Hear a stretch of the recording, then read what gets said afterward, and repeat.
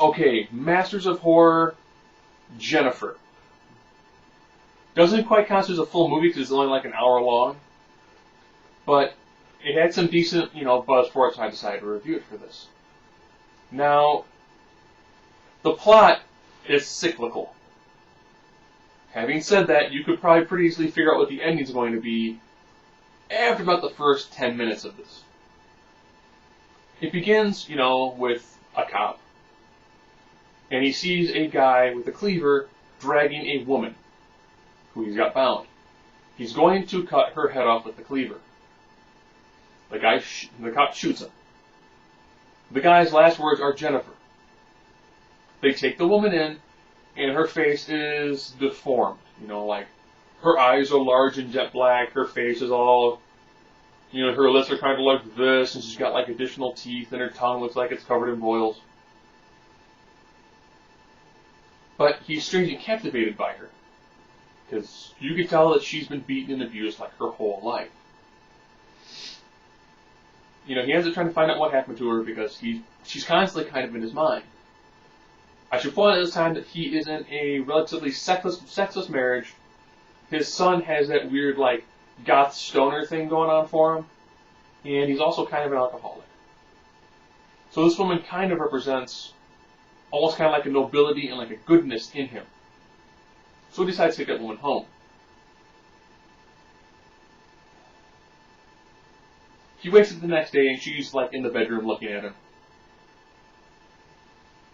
His wife freaks out, like most wives would if you were to see a disfigured woman wrapped in a bedsheet inside your house. He tries to take her someplace. Nobody wants her because she looks like an absolute deformed freak. Which then leads to the first of quite a few bizarrely disturbing sex sequences. Because when you see a deformed woman having sex with the guy from Wings, it's less erotic as it is just bizarre and demented.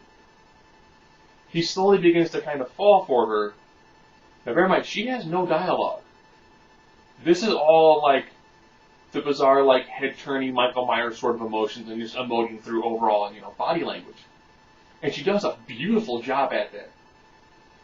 She has this weird, like beaten, innocent, pseudo-sexual predator, as well as having this weird, real, deep, dark side. Like, she kills a few people. Primarily by, eating them. He tries to take Jennifer out into the country. To get her away from people so he can take care of her. Takes him, bizarre, odds and end job. One night, Jennifer is out there and he sees him, talking to the woman there that he works with. She's kind of despondent, goes on to attack somebody. And that's when the cop realizes, that first guy, the guy that I shot, he was probably right. There is something wrong with her, and she does need to die.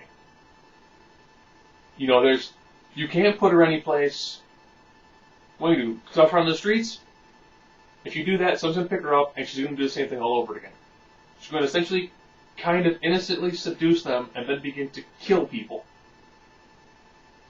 It's weird, it's kind of twisted. And I'm not giving away the ending because you can probably figure out the ending for the opening 5-10 minutes. For an hour long, it's disturbing and it's well acted. It's not like, Salo or Cannibal Holocaust story, but it's got that weird kind of bizarreness to it. Where it is intriguing, it is enthralling, but it's got that weird kind of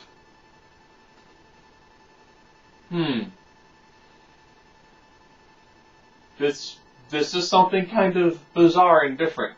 And lastly, that's what makes it work. And that's Masters of Horrors. I think it's David Argento's Jennifer.